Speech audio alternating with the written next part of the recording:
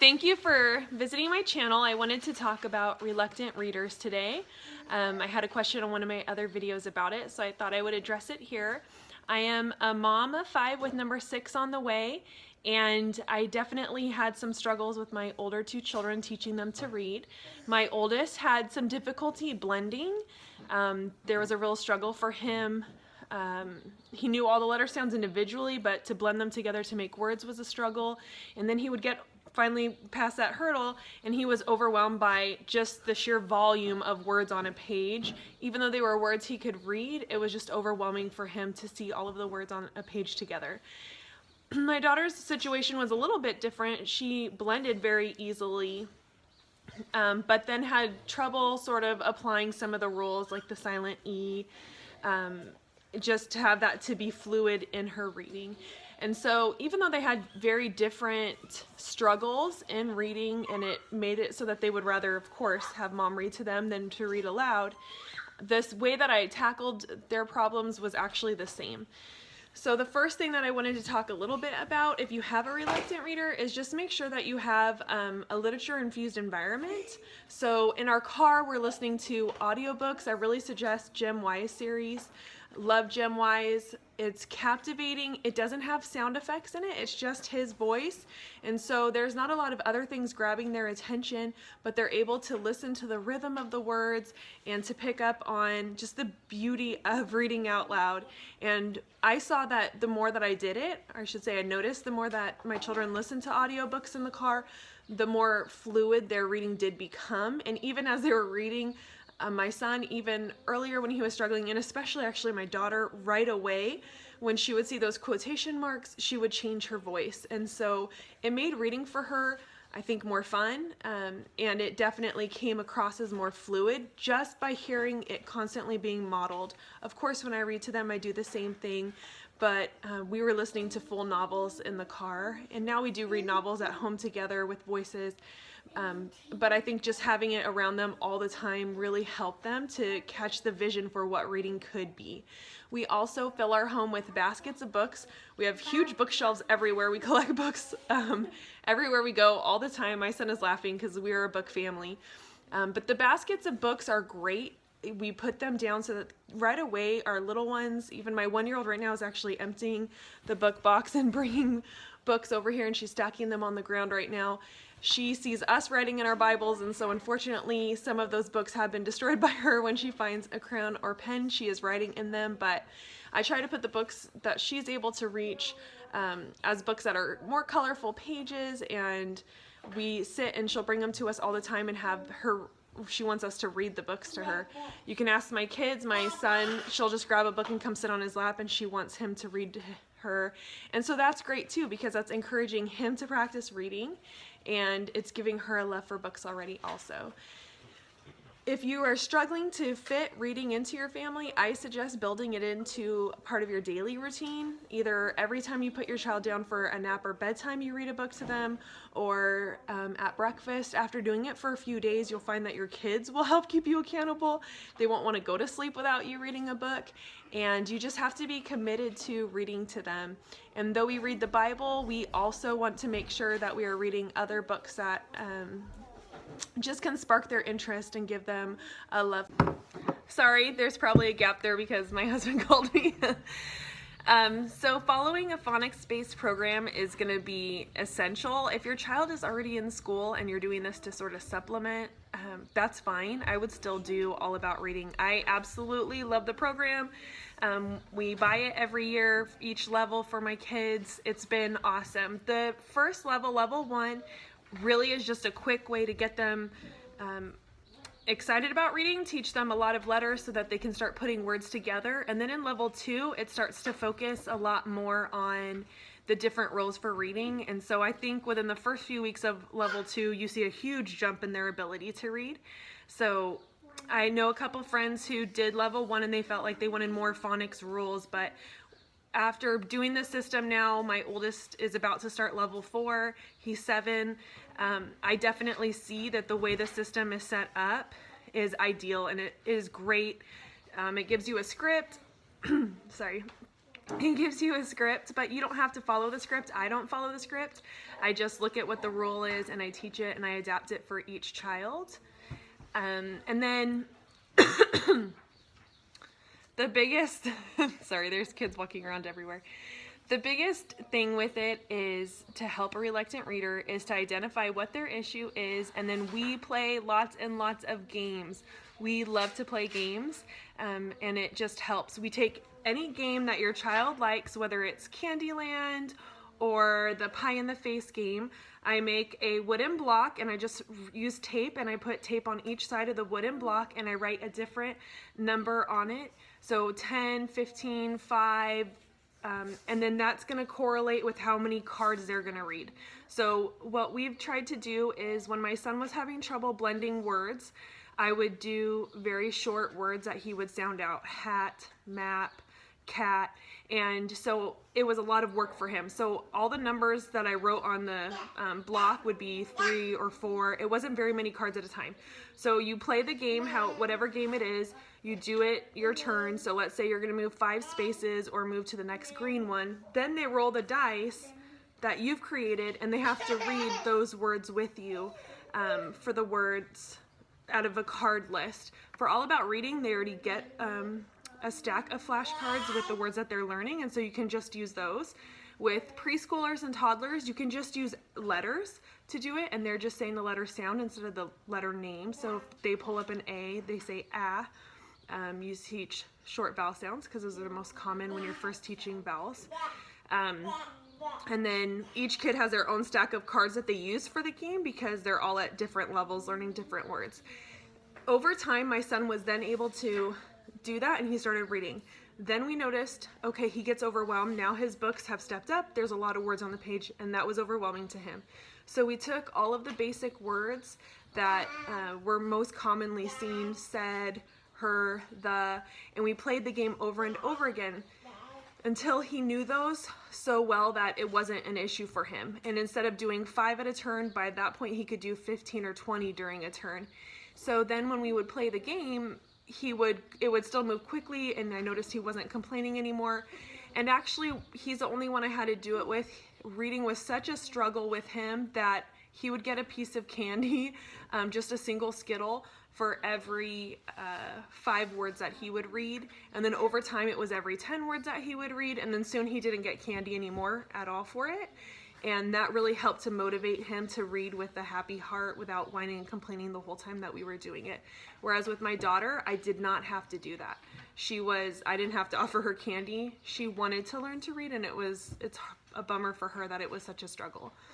So with him, once we got him to be reading 15 to 20 words without complaining, with just getting that one Skittle, then when he went to go and read, he would look at the page, and instead of feeling overwhelmed, he has to sound out 25 words on a page, he recognized a lot of the words.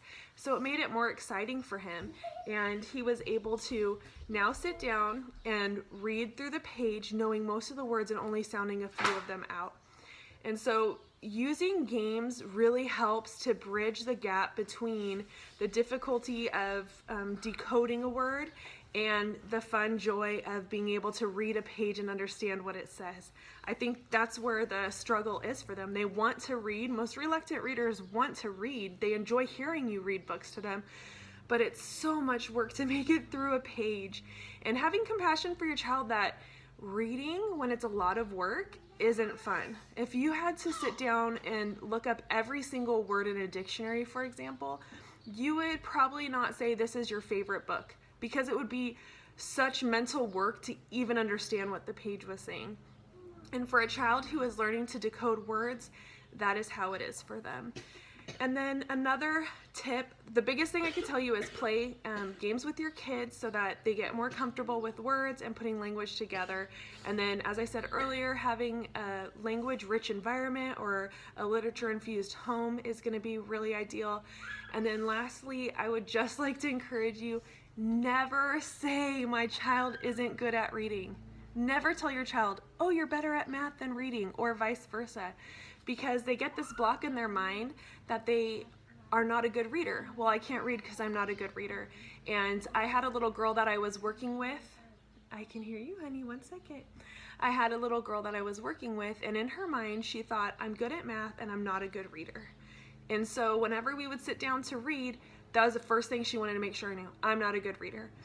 I'm not a good reader. I can't do this because I'm not a good reader. And she really struggled to try. And then as math got more difficult, all of a sudden she felt like I'm not good at math and I'm not good at reading.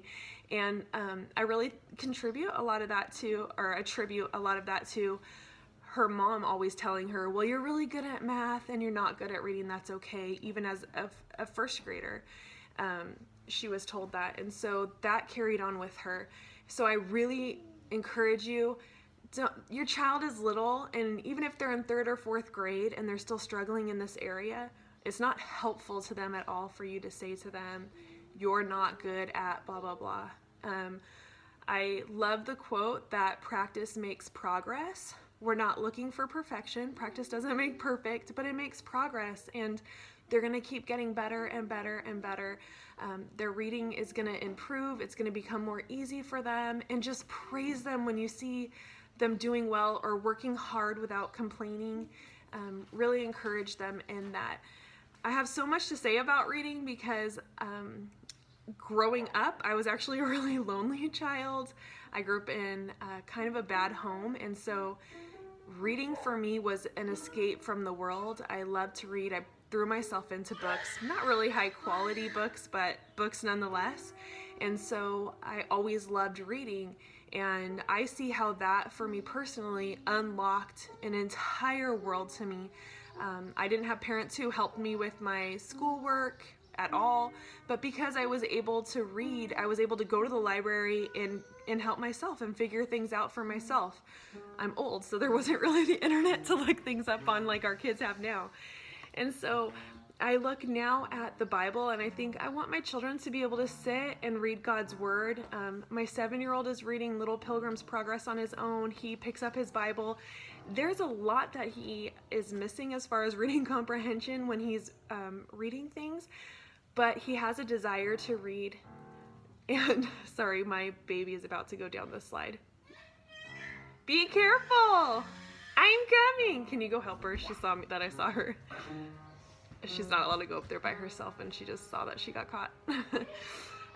But really, reading is such a beautiful thing for a family. It brings a family together as you're talking about the books that you're going through, and it gives your child a way to escape the difficulty of every day. It is so much better for your children than TV to be able to say to them, okay, go read a book. And I was on bed rest for this pregnancy for a while, and being able to have the benefit of telling my children, okay, like, we're gonna go read a book. You're gonna go read a book in your room right now. Mommy needs to take a nap. Was great. So I have a little video at the end of this. I hope you were able to stick around through my blabbering of my kids playing the game. I hope you enjoy it, and thank you for visiting my channel. Okay, so now I'm going to go ahead and show you how we play. My son is 7, and he's going to roll the dice for you instead of having a preschooler do it. So I put his sister's cards. I just split her pile in half. These are going to be easier for him, and they're words she's working on, so they're difficult for her. So go ahead, Elijah. Okay, 2. Spring. Scrap. Okay, and then he's going to pick his card to see where he goes. Red. Red. So then he gets to move his guy to red. Okay, Desiree, go ahead.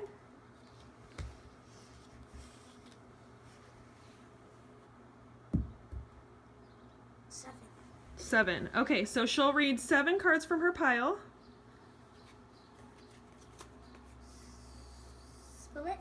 Split, good. Try. Sorry, they're upside down for you. Buy.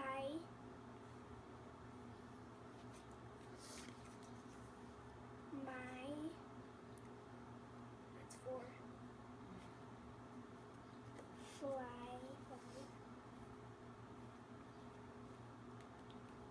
Dry. 6. You 7. Good, and pick your card. Oh, And you got a red one too. Wow, you guys are barely moving there. Okay, and then he'll go ahead and roll it again. 7. He got a 7 this time, so he would read 7. Contest. 7 plus 2 is half. 9. Good, so he's done 9 cards so far. Your. Well, it hasn't done 9 cards because it's not done with his 7 cards. That's true. Shy. Sky. Okay, and now he gets to pick another one. Yes! Oh, you guys should not. Ooh, he got to go to the plum one. Okay, and then go ahead, honey, and roll your dice. Can you pass her the dice? 10. Okay, so we can stop. She would read 10 and then she'll put them onto the thing. Normally I also play with them. That way I am modeling for them the rules. So if I had a silent E on a card, I would sound it out using the short vowel sound, and then I would say, oh, there's a silent E, and then go back and say the long vowel sound. So have, I would sound, or let's see, cake, I would sound out k, a, k. Oh, there's a silent E, k, ache. The silent E makes the a say his name, A. And just that way I am modeling that for them. So you can do this with any game that you have in your home. Just by adding that one wooden dice to it, then you can just mix in the cards any way that you would like. And it's a great way to get more practice in for them, especially with things they're struggling on, which for us right now with my daughter is the silent E. She's just learning that. For my son, we did this a lot when he was learning to blend his sounds. Once he was able to blend the sounds together, he was fine and moved through everything else very quickly. But blending took a long time and he was getting really tired of doing the same thing, huh, honey? So we started playing a lot of games with him until he was able to do it quickly. Do you like doing these games? Yeah. Yeah? Okay, can you guys say thanks for watching? Thanks for watching.